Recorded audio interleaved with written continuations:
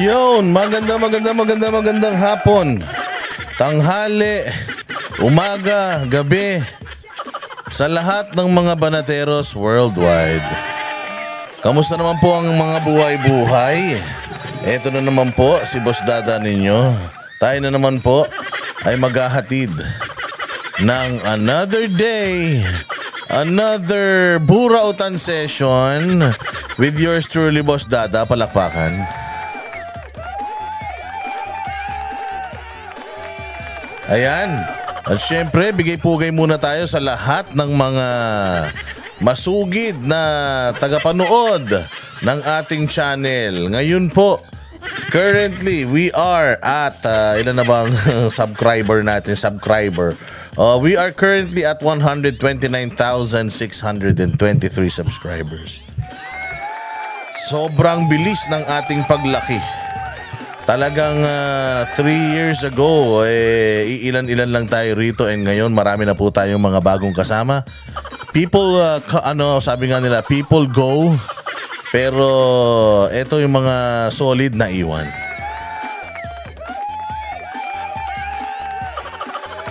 Oh, hindi bata. Siyempre, nagpapasalamat din tayo sa mga nagla-like at mga nag-share. Importante yung pagla-like and share, mga boss.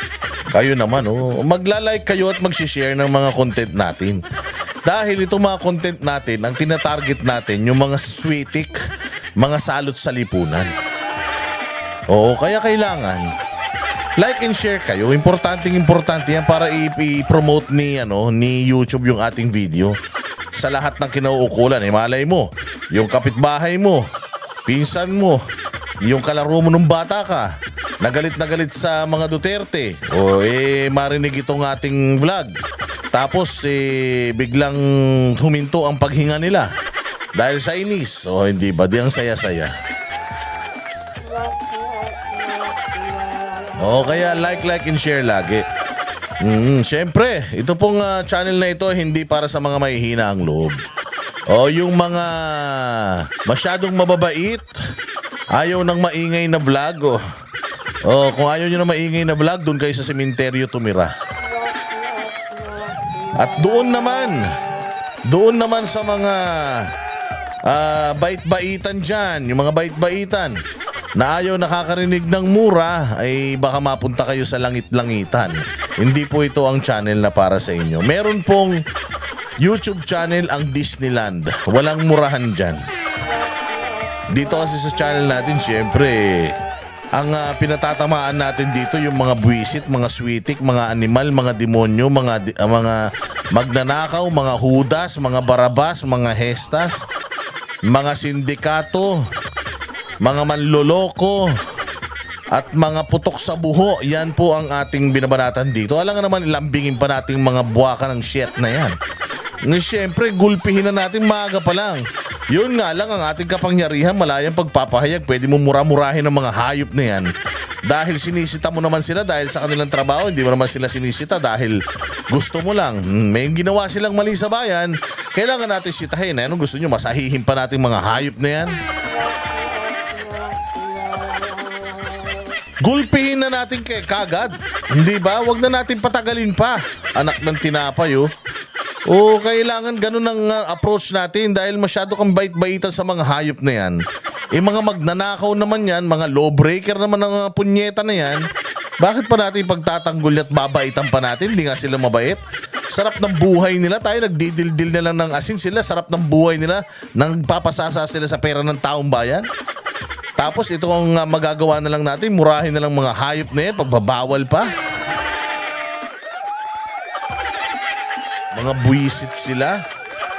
Hindi ba? Ilan dito sa inyo? Ilan dito sa inyo ang ilagay niyo dyan sa comment section? Ilan dito sa inyo ang talaga namang araw-araw na ginawa ng Diyos? Papasok ka sa trabaho, ang trabaho mo alas 8. Gigising ka ng sobrang aga. Alas 4, gising ka na. Magluluto ka ng iyong ng pagkain. Mas tipid. Magluluto ka kesa bumili ka sa kantin. So magluluto ka na lang. Minsan niluluto mo madaming kanin. Tapos siguro mga 2 itlog. Tapos pwede na yun, lagyan mo asin o kaya ketchup. O ganun na siguro yung mga binabaon natin sa hirap ng buhay. Lintik ba naman, ang mahal ba naman ang presyo ng bilihin ngayon? Meron nga daw murang bigas dyan sa... May murang bigas nga daw dyan sa sa Kadiwa. Putsang inang yan. May kasama ng ulam, bukbok. Hindi ba? Ikaw ba naman matutuwa ka niyan? Imagine mo, nagpapahirap ka araw-araw. Sige, luto ka. Gising ka alas 4. Habang nagsasaing ka, naliligo ka na. Pagligo mo, matatapos ka 30 minutes, 4:30, luto na rin yung sinaing mo. Magluluto ka na ng 2 hotdog, 2 itlog. Lalagay mo, isasapaw mo na yan sa kanin mo. Pagkatapos magbibihis ka na, matatapos ka, mga alas 5. Alas 5, lalabas ka na, Lalabas ka na, pipila ka na ngayon sa tricycle, sa jeep, papunta ka ng EDSA. Pagpunta mo ng EDSA, sasakay ka sa MRT. Kung hindi man, pagkataas-taas ng papanikin mong hagdan para makarating ka lang dyan sa EDSA carousel. So mga ganyang oras. O kaya kung hindi naman, medyo minalas-malas ka, inabot ka na ng mga rush hour sa kalsada. Ngayon pa naman, alas 6 ng umaga, rush hour na. Ngayon, ganun kaaga yung inilalaan mo para lang ikaw makarating ka sa trabaho mo ng alas 8, tama? Alas 4 hanggang alas 8, so may 4 na oras lang nasayang sa buhay mo. Pauwi mo, ganun din mga bossing. Pag uwi mo, ganun din. Pagkatapos, halimbawa, ang labas mo alas 5. 4:58, nakaabang na yung kamay mo. Pagtungtong ng alas 5, puta, nagkakarirahan na kayo niyan sa elevator. Pagbaba ng elevator, nagkakarirahan na kayo papunta dun sa sakayan. Pagdating dun sa sakayan, putang ina, dami-dami nyo na. Parehas pa din ang dadanasin mo. Ilang oras kang mag-aantay ng sasakyan. Tapos, madadali ka ng traffic.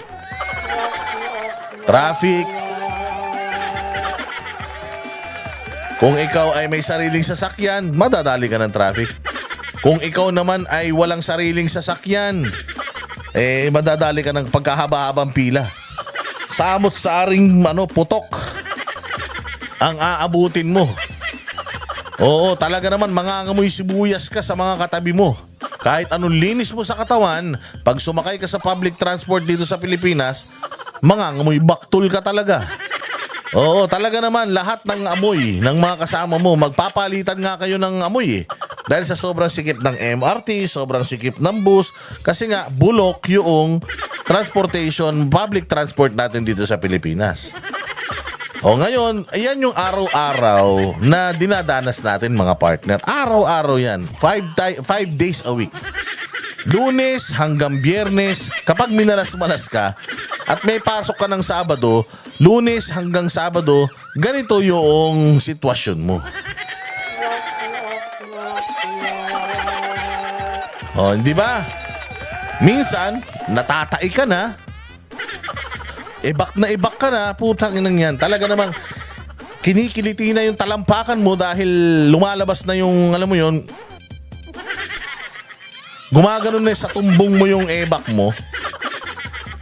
Dahil medyo naparami ka ng kain ng tanghalian. Hindi ka man makahinto. Hindi ka man, wala kang pag-asang makaano. Yun ang pinakamalaking problema ng bayang Pilipinas. Oo, yung taing-tay ka na tapos ang layo-layo mo pa sa bahay dahil na-traffic ka sa EDSA. So ngayon, mapapatingin ka doon sa fast lane or yung bus lane. Pucha, papasok ba ako dito? O hindi. Yung iba, pumapasok doon, matindi ang ano doon. Matindi ang multahan dyan. 5,000 piso sa umpisa. Yung pangalawa, parang 30,000 na yata. Tapos, pwede ka pang matanggalan ng lisensya. So, ikaw na nagbabayad ka ng buwis at hirap na hirap ka sa buhay, you cannot afford to take your chances dyan sa bus lane na yan or emergency lane na yan. Kasi nga, masyadong malaki yung mawawala sa'yo.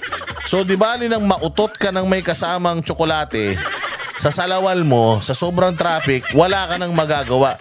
yun na talaga ang ano natin.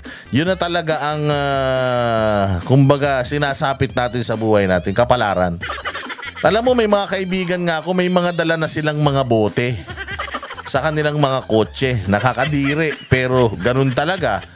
May dala na silang mga, yung iba nga na mga kakilala ko, may nagda-diaper na. Antakin mo dati, nagda-diaper, mga bata lang. Hindi, ngayon pati matanda nagda-diaper na. Bakit? Kasi nga minsan, hindi unpredictable talaga.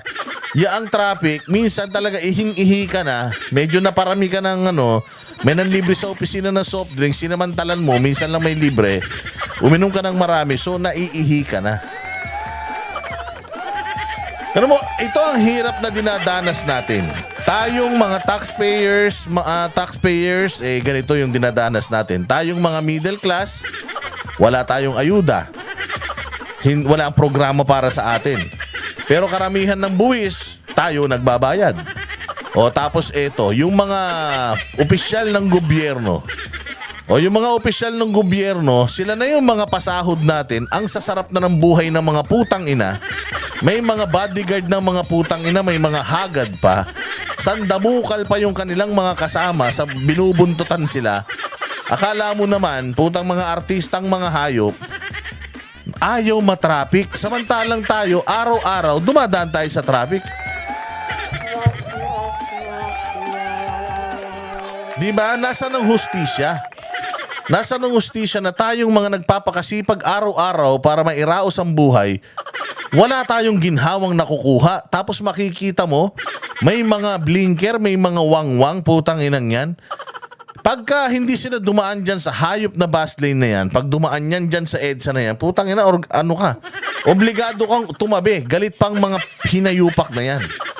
So hindi pa sila hindi pa sila nakontento doon sa kapangyarihan nila na ganyan. Putya, dumaan pa sila doon sa pinagbabawal na daan. Tangina, ito pa ang pinakamasaklap. Ang pinakamasaklap, yung mga lumalabag sa batas, ang yayabang. Putang inang yan, mga pulis pa naman. Diba? Hindi ka ba naman talaga iinit ang ulo mo niyan? Ikaw araw-araw na ginawa ng Diyos, bawal ka dun. Kahit anong emergency mo, putang ina. Sir, kailangan ko na kasing makauwi yung misis ko. Nakailang miss call na. Hindi ko nasagot. Patay ako, kailangan ko nang makauwi talaga. Bahala ka sa buhay mo. Diba, limbugbugin ka ng asawa mo. O hindi ba? Hindi ka ba naman talaga iinit ang ulo mo ng ganyan? Sila pang mga nasa kapangyarihan, sila pa ang mga talaga namang lumalabag sa batas. Tapos ang lilinis ng mga putang ina nito. Ang yayabang ng mga punyetang ito na bumaba daw ang crime rate sa Pilipinas. Tapos ang mga Duterte daw ay ganito, ay ganyan. Tapos ito, kasimple-simpleng batas pagtrapiko. Huwag dumaan doon. Pucha, dumaan pa din doon. Tapos ito pa masaklap. Sila pa yung mayabang.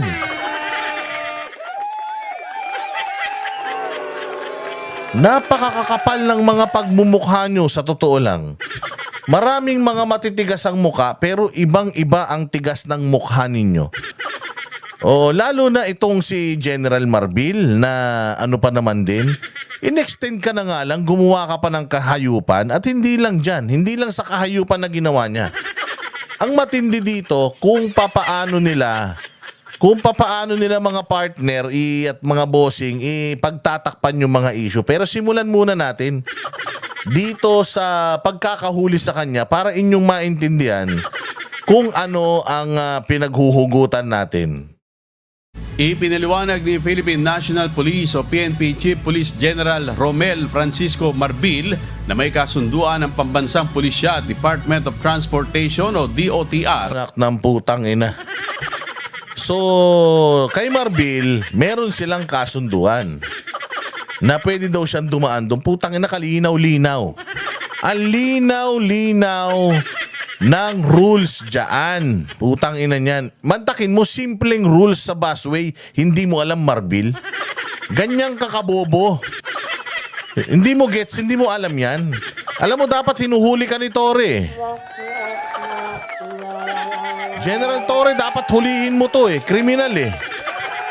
Kriminal ang utak. Mali na yung ginawa mo. Imbis na mag-apologize ka, imbis na sana magsabi ka sa mga mamamayang Pilipino na sorry, talagang ano lang, nagkamali lang, na mali ng kabig, napunta kami doon, so hindi na may makalabas. Kaya sorry, hindi na mauulit. Imbis na sana ganun, putang ina, yung krimen, i-justify mo pa. Eh, yung nakaraan, sinabi mo na din na yung droga daw, hindi naman daw lahat na nagdodroga, adik. Yung iba daw nagdodroga, nag-overtime lang. Anak ng tinapay, krimen na. Ginagawa mo pang tama. Eto, mali na. Ginagawa mo pang tama. Anong klaseng pulis ka? Itong pinakamasaklap sa lahat, Highway Patrol Group. HPG chief ka bago ka maging PNP chief. Ikaw ang pinuno ng Highway Patrol Group diyan sa Krami. Kayo ang yung mga dapat ang nakakaalam sa mga traffic rules, batas. Yung mga pinatutupad ng LTO, DOTR, kayo yung dapat na nag-i-enforce bilang kayo yung mga Highway Patrol Group. Kayo nagbabantay ng mga lumalabag na mga Pilipino diyan sa mga highway natin. Tapos ikaw pa mismo ang lalabag, tas ang pinakamasaklap, hayop ka. Sinasabi na nga ng lahat na mali ka. Sinabi na nga noong MMDA na mali, bawal kayo dito. Sinabi na nga ni DILG Secretary na bawal ka dyan. Sinabi na din ng DOTR na bawal ka dyan. Pero puta, pinagtatanggol mo pa yung sarili mo na may memorandum kayo, mga gago kayo.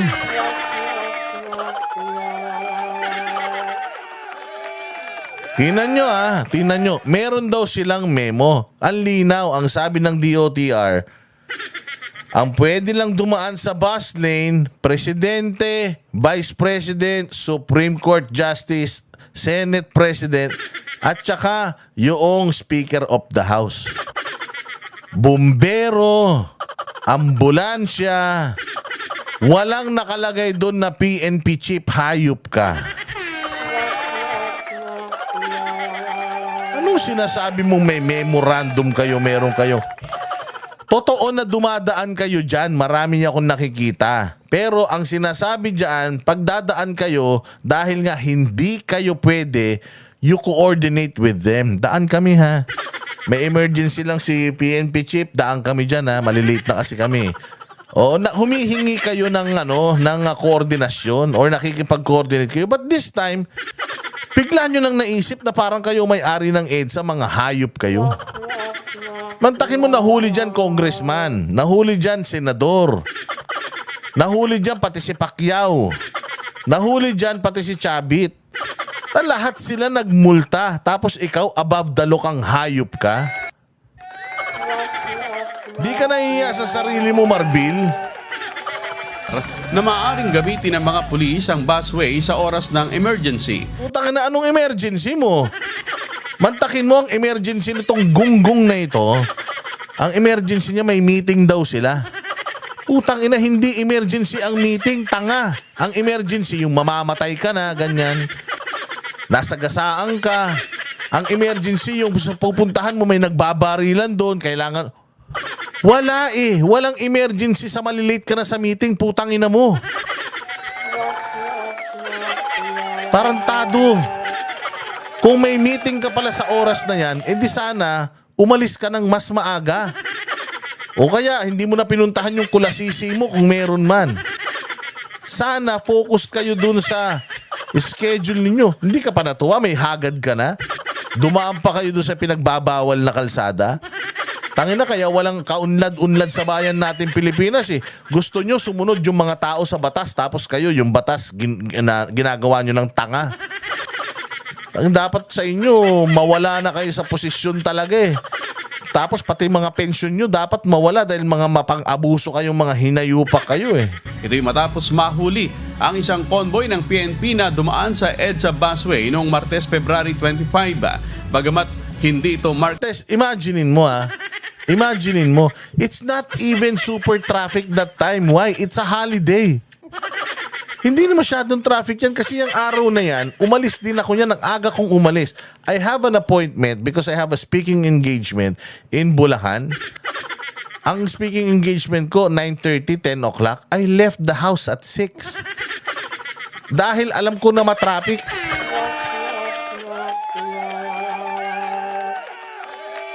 Tapos ikaw, putya malilate ka lang sa meeting mo. Baka meet up nyo. Sino ba ka-meeting mo? Na sobrang importante. Para hindi ka pwedeng mahuli. Tsaka besides, meron kang helicopter May PNP helicopter kayo, di ba? Dalawa pa nga yung palipad-lipad dun sa Davao, di ba? O bakit hindi ka nag-helicopter? Nagmamadali ka naman pala. Pwede ka naman lumipad. Oh. Tapos, dito sa sasakyan na to, nandiyan ka daw sa loob. Ba't hindi mo pinakita mukha mo? Bakit? May kasama kang boyfriend mo?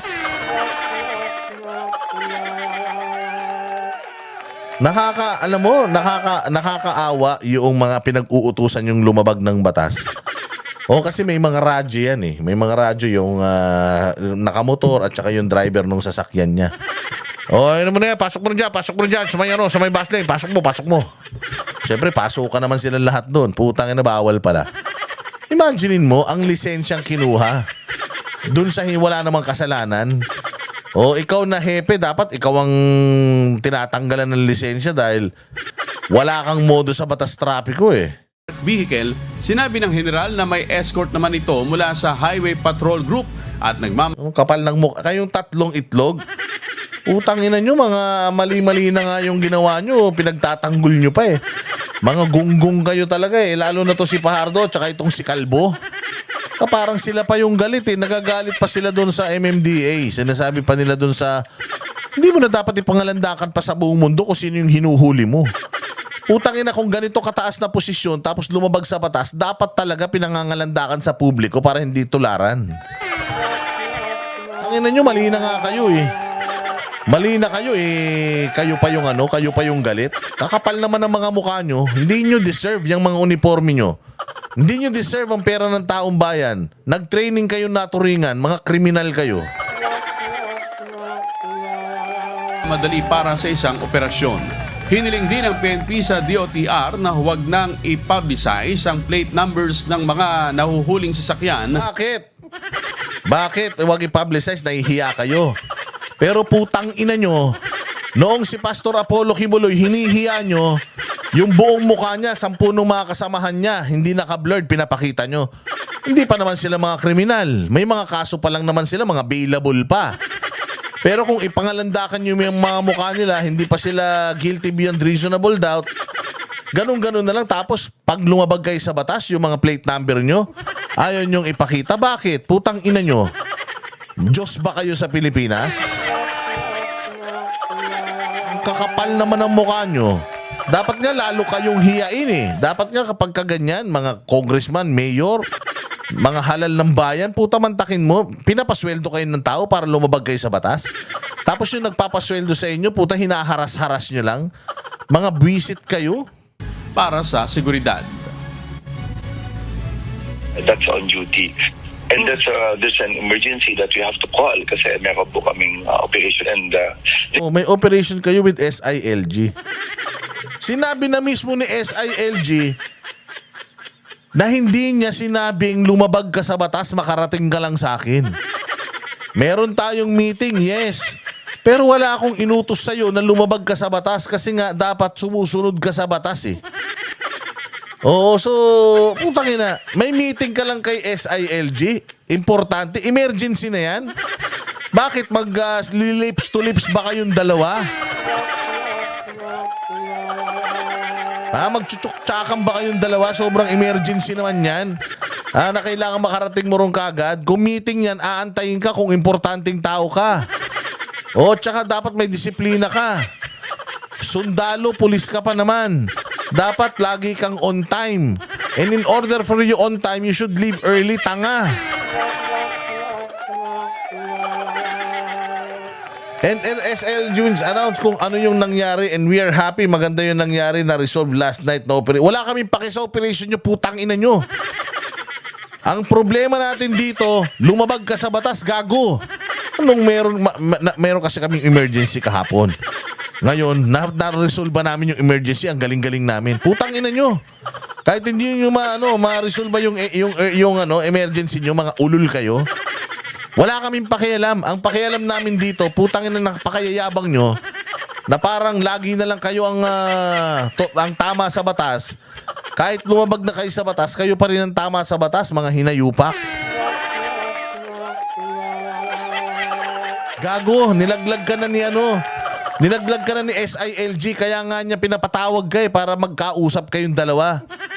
Dahil nakakahiya ka bilang isang general, wala kang bayag para at least man lang harapin mo yung violation mo.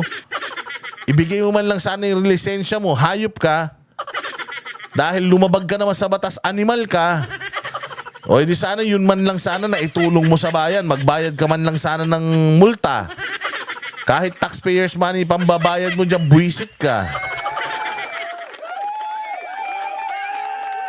We are happy. Maganda yun nangyari na resolve last night. Ulul! Yan to, gagawa ka lang ng istorya parang dahil dun sa ginawa mong yun, na-resolve niyo yung problema kahapon. It doesn't change the fact that you break the law. That you broke a law dito sa Metro Manila, which is bawal kang dumaan doon, hindi ka karapat-dapat doon, hindi ka Diyos, hindi ka presidente, hindi ka vice president, hindi ka importanteng tao. Kahit maglaho ka sa Pilipinas ngayon din, wala maghahanap sa'yo.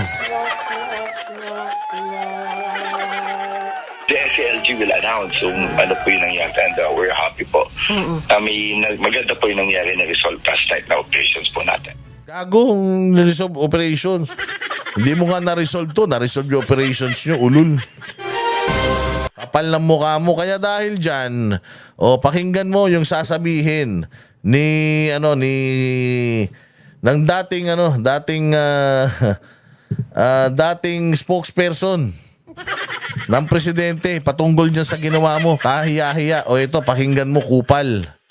Ituring na emergency ang simpleng pagdalo sa isang aktibidad, lalo na kung ang kapalit nito ay paglabag sa batas. Ito ang matigas na pahayag ni dating Presidential Legal Counsel na si Attorney Salvador Panelo matapos harangin ng mga tauhan ng DOTR SAIC ang convoy umano ni Chief PNP Romel Francisco Marbil na dumaan sa EDSA busway ng walang koordinasyon. Ano ang naging paliwanag ng PNP at ano ang posibleng kahaharapin ng opisyal na sakay ng convoy? Alamin sa ulat ni Paul Montibon live. Paul. Troy, magandang gabi. Patuloy na inaantabayanan pa ang maging resulta ng usaping ito sa pagitan ng Philippine National Police at DOTR SAIC. Ito ay para linawin ang mga patakaran kaugnay sa tamang paggamit ng EDSA busway.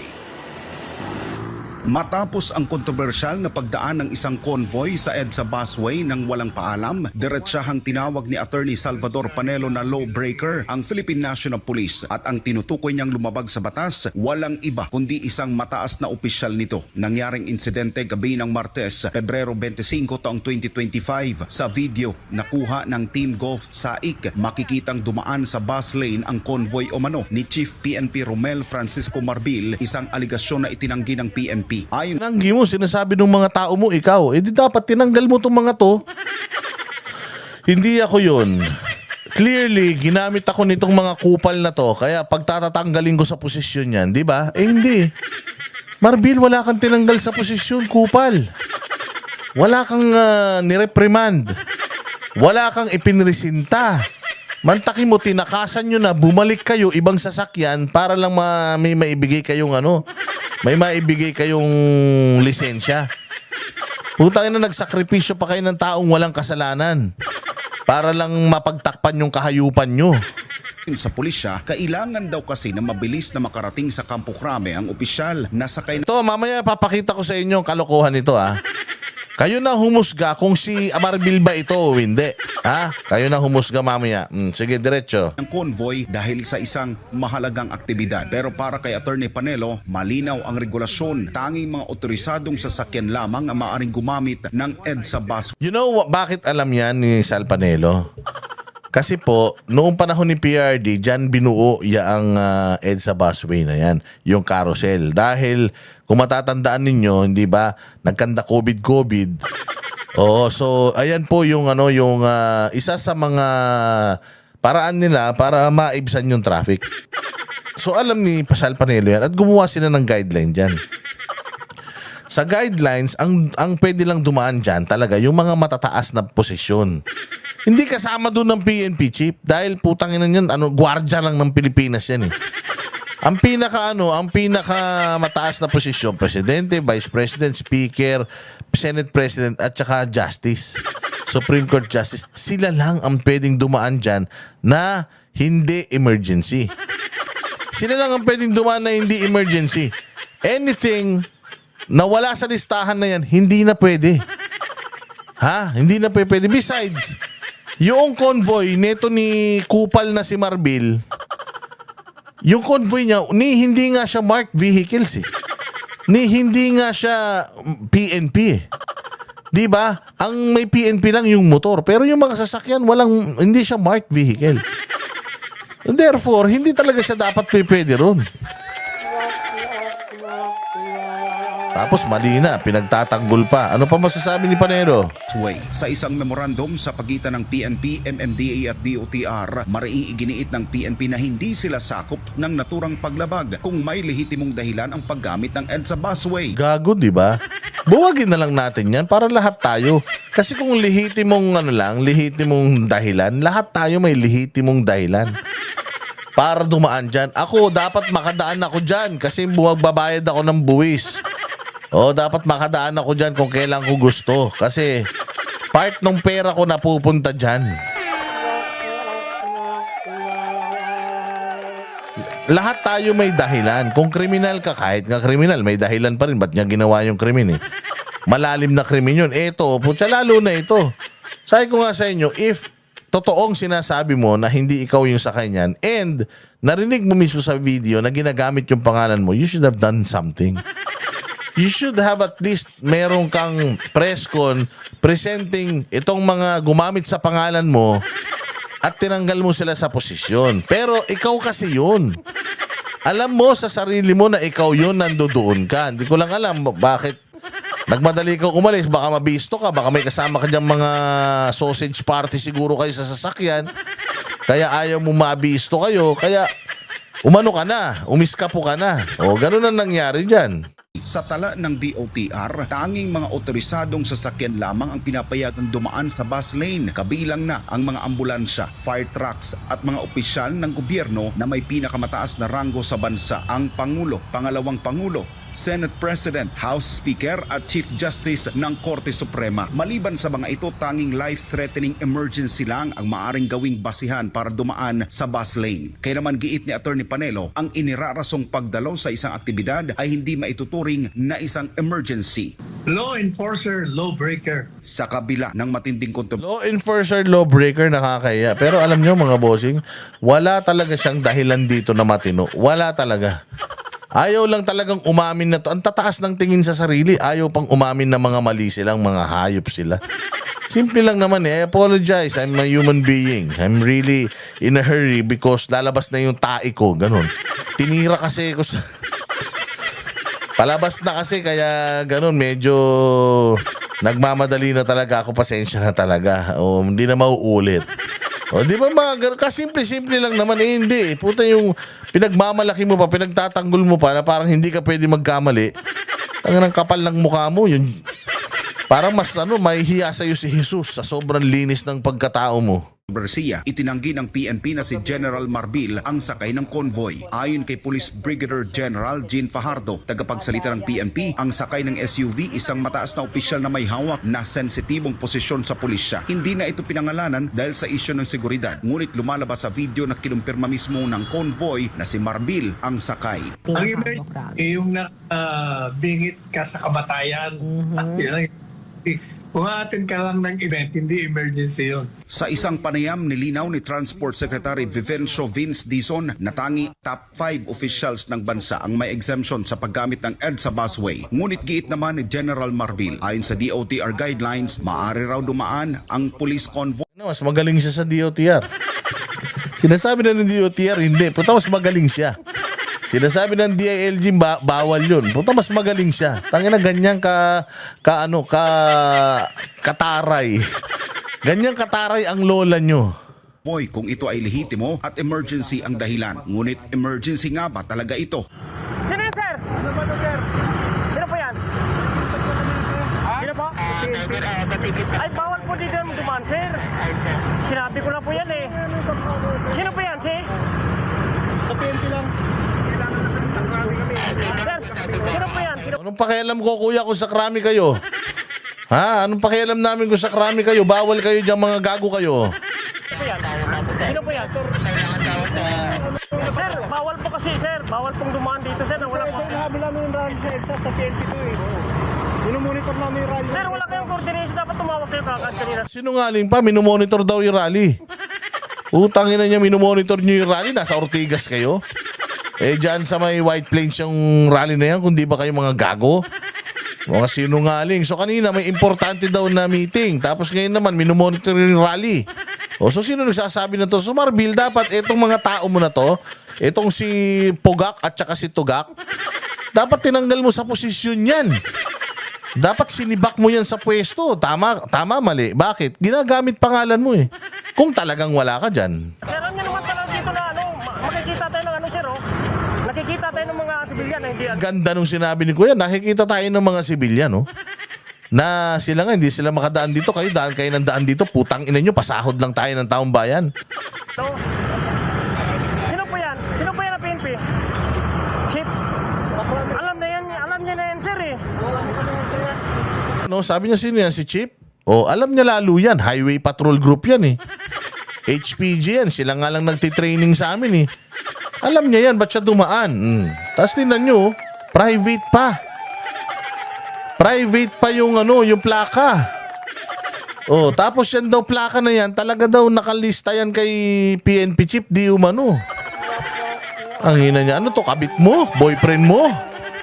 Oh, bakit hindi, ba't sabi mo hindi ikaw eh? Ba't hindi ikaw, tas iba gumagamit? Nakapangalan sa iyo yung sasakyan, tas hindi ikaw gumagamit? Kung sasakyan ng gobyerno to, taxpayers money pinambabayad dito, tas ginagamit sa personal na lakad, ganon? Bawal yun ah. Sino po, si? Pakrami kami. Oo nga, pagkarami. Alam niyo naman na bawal yan dito, sir, eh. Mag-coordinate po tayo. Sige na. Kasi paano lang, patikitan na lang po. Ang galing ni Kuya, Ilonggo pa si Kuya. Ganyan ang mga Ilonggo, talaga matatapang. Ha? Yan na kung pakrami. Paano na lang, patikitan na lang. Kasi alam niyo naman na, ulit-ulit na lang tayo, sir, eh. Alam niyo naman talaga yung mandate natin dito. Sa kabila Ulit-ulit ng naging na- pagtatalo, pumayag ang Nakakahiya, di ba? Paulit-ulit na lang tayo dito eh. Paulit-ulit na lang tayo dito. Alam naman natin yung mandate natin dito. Mandate. Mantakin mo ang isang mababang ranggo na traffic enforcer, mas alam niya yung mandate niya kaysa kay PNP Chief. Mahiya ka sa sarili mo, PNP Chief. PNP Chief ka pa naman. Tapos ikaw ang nangungunang lumalabag sa batas. Ngayon, alam ko dininay mo na hindi ikaw ito. Kaya lang sinasabi ng mga tao mo ikaw eh. And wala ka naman tinanggal sa serbisyo. So, alam na, tsaka napakasinungaling mo. Kilala namin kung gaano ka kasinungaling eh. Yung ginawa nyo nga sa KOJC, tingin nyo, tama yun eh. Yan pa kayang pagtawid nyo sa bus nila. Tsaka, sir, una sa lahat, kung hindi ikaw yun, bakit pinagtatanggol mo yung convoy na yun? Bakit sinasabi mo na, no, hindi, sabi sa DOTR, pwede kaming dumaan dyan. Utang ina. So, ikaw talaga yun dahil pinagtatanggol mo yung ginawa nyong kalokohan eh. convoy na magpatiket para sa violation. Ngunit ayon sa DOTR SAIC, ibang sasakyan na raw ang bumalik para magbigay ng driver's license sa halip na ang mismong lumabag. Sa ngayon, makikipagpulong ang PNP sa DOTR SAIC para pag-usapan ang insidenteng ito. O, hindi ba? O. Ngayon, mga bossing, Hindi daw siya yan. Hindi daw si Marbil yan. Oh. Pero, ito this is not a verified document. They have denied this already. Pero ilalabas natin ito, total lumabas naman na ito sa social media, ilalabas natin ito and kayo na ang humusga whether this is not true or this is true. O ayan, this is true, yes or no. National Police Commission, Headquarters, Philippine National Police, blah blah blah. Memorandum, February 26. Kailan lang yung February 26? February 26, kahapon lang yan. Kasi ngayong ginagawa ko tong video na to, February 27 eh. So, February 26, ayan ang subject, Stratcom, snapshot regarding alleged PNP violation on EDSA bus. C2, C distribution from TDPCR. Ayan SOP number 2021-02. This pertains to the recent incident regarding the alleged unauthorized use of EDSA bus lane PNP convoy. Ayan meron siya kasing may logo ng PNP. Meron din kabilang logo doon. Merong tawag dito. Merong sa ibabaw yung letterhead. Ano ang nilalaman niyan? Hindi daw siya yan hindi daw si PNP chief yun anong nilalaman niyan? Ito po ang nilalaman niyan mga bossing. Strategic Communication or Stratcom. Ano yung kaninang nakalagay doon? Ayan Stratcom. Strategic Communication Snapchat. Ito nakalagay din diyan. Stratcom. Snapshot. February 26, 2025. Ano ang laman ng memorandum? Again confidential to. Hindi natin sinasabing totoo to, hindi. Pero kayo na ang humusga whether totoo to o hindi. Papakita lang natin kasi nag-leak ito. Nakalagay dito, only the PIO shall be allowed to comment. Yan yung NHQ PIO shall be allowed to comment. All other PNP units, offices shall refrain from releasing statement. Walang magsasalita. Ang magsasalita ang spokesperson lang at yung mismong nasasangkot. Wala. Sino yung sakay nun? Wala magsasabi. Ultimong siya, hindi niya sinasabi kung sino yung sakay nun. Nakalagay dito, PCADG shall mobilize its resources to overshadow the issue, redirect public attention, and mitigate any further negative impact of the chief PNP and the organization. So ang utos na ito, sinasabi na gumawa kayo ng mga smoke screen.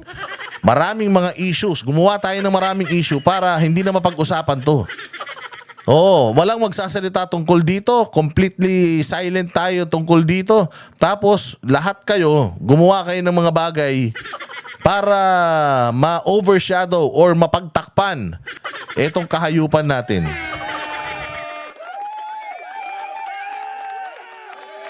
At nakalagay pa nga dito until March yung kanilang gagawin na ito. So maraming mga uusbong dyan ng mga mapag-uusapan na kailangan mapagtakpan itong ginawa nilang kabulastugan. Ngayon, sabihin nyo, si Marbil ba yung laman noong convoy na yon o hindi? Kasi kung hindi si Marbil ang laman ng convoy na yon, hindi na sila mag-e-effort na gumawa ng ganito.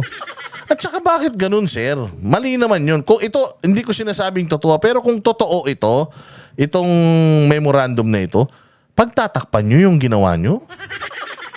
Imbis na harapin ninyo, imbis na sana harapin ninyo yung pagkakamali ninyo, pagtatakpan nyo? Ganyan ba trabaho ng pulis? Na yung ebidensya, pagtatakpan, yung krimen, pagtatakpan? Ganyan ba ginagawa? Ganyan ba strategy ni Bongbong Marcos at ng PNP na kapag ka merong malaking issue tungkol sa gobyerno, uutusan kayo na gumawa ng kaliwat kanang mga kabulastugan para mapagtakpan yung totoong issue ng bayan?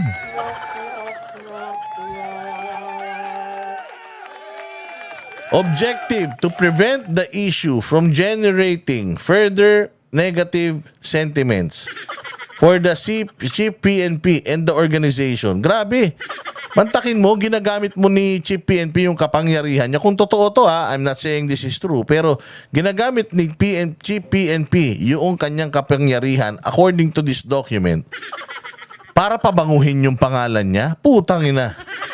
Imagine, ganyan kayo kahayop, ganyan kayo kabalasubas na nagagawa kayo ng mga bagay-bagay para lang mapabango ka. Lalabag-labag kasi kayo sa batas Lalabag-labag kayo sa batas, tapos maghahanap kayo ng paraan kung paano nyo harapin nyo na parang mga totoong mga lalaki, harapin ninyo yung kalokohang ginawa ninyo. Make a public statement, yes, I was there, I apologize. As ang alam ko kasi talaga, allowed kami. But anyways, I'm only human. So I've learned from my mistake. Rest assured na hindi na mangyayari yan. Di ba? Pag ganun, okay na, tapos na. Gano'n ba kahirap para sa administrasyon na to ang mag-apologize? Gano'n ba kahirap para sa administrasyon na to ang aminin yung kanilang pagkakamali? Kasi tao lang naman tayo.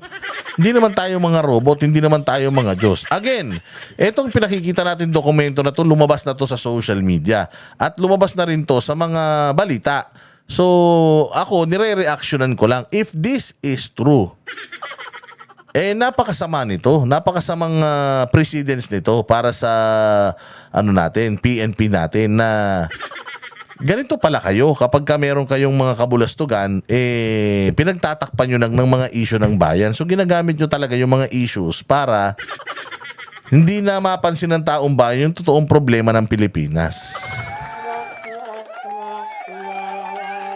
If that is the case, kaya naman pala nauubos na rin ang tiwala ng tao sa mga kapulisan kasi ganito yung mga galawan ninyo. Well, I hope that this is not true. Because if this is true, nakakalungkot ito para sa bayan nating Pilipinas. Wala na talaga. Hindi na natin alam sino yung pagkakatiwalaan natin pagdating sa pagsunod sa batas. How can you follow orders? How can you follow the law if the law enforcers are breaking the law? Yun ang pinakamasaklap sa lahat. Ayan mga bossing, at maraming salamat sa inyong panonood. Mabuhay kayo, God bless us all and God bless the Philippines. Pasensya na, medyo hindi ako nakapag-upload lately dahil sobrang busy natin, pero rest assured na consistent po tayo mag-upload. Please paki-follow po, subscribe and share itong ating channel. Tinitingnan ko yung ating analytics kanina. Madami pong mga nanonood dito. At least more than half yung nanonood dito sa atin na hindi pa po nakasubscribe. So, sana po, click po na kayo ng subscribe, ng notification bell para lagi kayo notified. And please, like and share na rin po. Masyado pong importante yan. At salamat sa lahat ng super thanks sa ating mga video. Yung mga nagsishare ng kanilang blessings monetarily. Salamat po sa inyong pagsusuper thanks. I highly appreciate it. Rest assured na gagamitin natin yan to further improve our live streams. Maraming salamat mga bossing. Mabuhay kayo. Laban lang tayo para sa katiwalian sa Pilipinas. I-expose natin lahat ng kabulukan. Huwag tayong matatakot. It's not an option para maging silent tayo. Sabi nga nila, silence is not an option. Thank you. And I'll see you again next vlog. Kami ang boses ng masa, hindi natatakot. Katotohanan lang, di kami nalulunod. Walang bahid ng sismis, lahat ay totoo. Kahit sino ka pa, pag mali ka babanatan ka. Walang pinipili kulay, wala kaming kinikilingan. Basta para sa bayan, kami lalaban. Pagdama pa